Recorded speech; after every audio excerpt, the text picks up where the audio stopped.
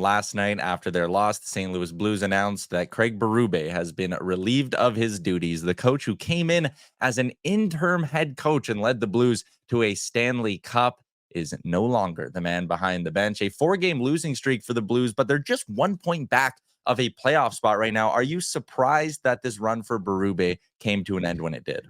I'm a little bit surprised in the sense that, look, I had a long conversation with Blues GM Doug Armstrong on Frankly Speaking just about exactly 1 month ago in Toronto. And he acknowledged publicly that he doesn't think this Blues team as currently constituted as a playoff team. And yet here the Blues sat 1 point out of the playoffs, just behind the Arizona Coyotes. And yet their coach is now fired. And that part surprises me, maybe in the sense of the timing. But I think what is really clear is that Doug Armstrong was tired of the inconsistency that this team had. I think he was bothered by their play on special teams. You look at their power play here, 31st in the league, their PK, 20th. I think he was bothered by how this team played in terms of not having a hard edge to it. And I've never really been convinced, and this is going to sound like revisionist history, but you hire Craig Berube as the interim guy, your team goes on to win the Stanley Cup, you feel like you have to keep him. And I was never entirely sold that as long as this run has been, that Craig Berube was really Doug Armstrong's guy that he wanted in that position for the long term. So they have a chance to start fresh here with Drew Bannister, and we'll get to that in a second, but certainly interesting in that you never really know when is the right time to move on from someone, let alone someone that helped deliver the first Stanley Cup in franchise history.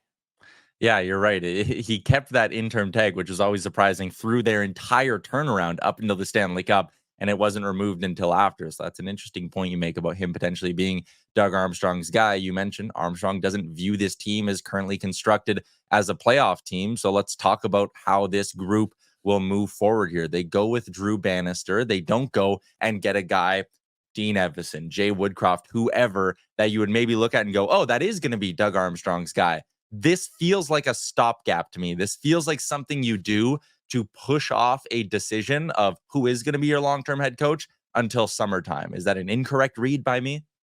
No, I don't think so. I also think the door is wide open for Drew Bannister to come in and do a nice job and earn the position. He comes at this having basically fulfilled every role possible to get to this position.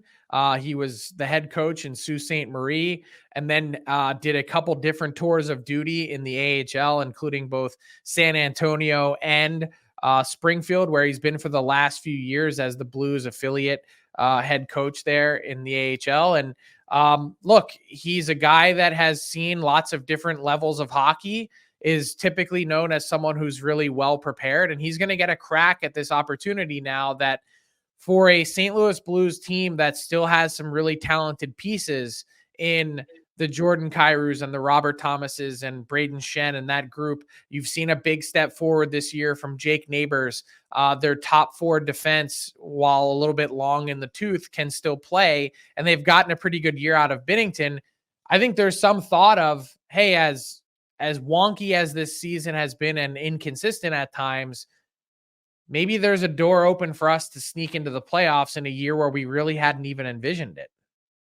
Yeah, I mean, again, 1 point back of the Arizona Coyotes for that final wildcard spot in the West. I think another thing that might work against those guys in the room, Frank, is the fact that, like you said, Doug Armstrong is maybe keeping more of a long-term view in mind here. Like, if they are 2 points out of a playoff spot come deadline time, he might just say, you know what, I'm selling what I can here. And I think that's likely the path that they'll go down based on the long conversation that we had on Frankly Speaking. He acknowledges that they're 2 to 3+ years away from really being in contender mode again.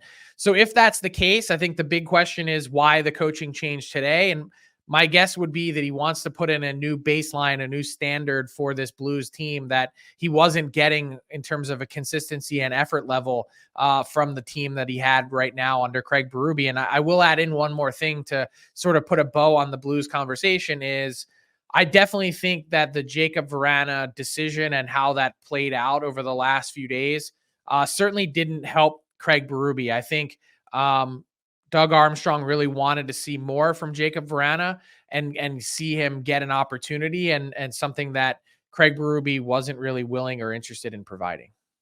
Interesting. Any shot you think Vrana comes right back up here in the next little bit, or is that just a relationship that's broken apart? Yeah, I think the way that probably went down, being told you're put on waivers and then lingering for a little bit, it almost felt like when he got to waivers on Tuesday that it was just out of pure mercy.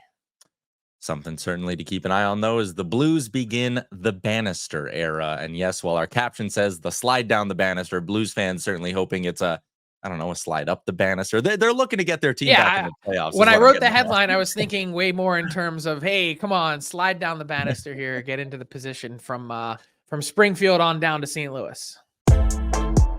What's up, hockey fans? If you enjoyed that video, then you need to be hitting the subscribe button right here at Daily Faceoff. Exclusive interviews and analysis from our hockey insider Frank Seravalli, fantasy updates from Brock Sagan, and a daily live show at noon Eastern, Monday through Friday. You don't want to miss any of the fantastic content, so hit that subscribe button.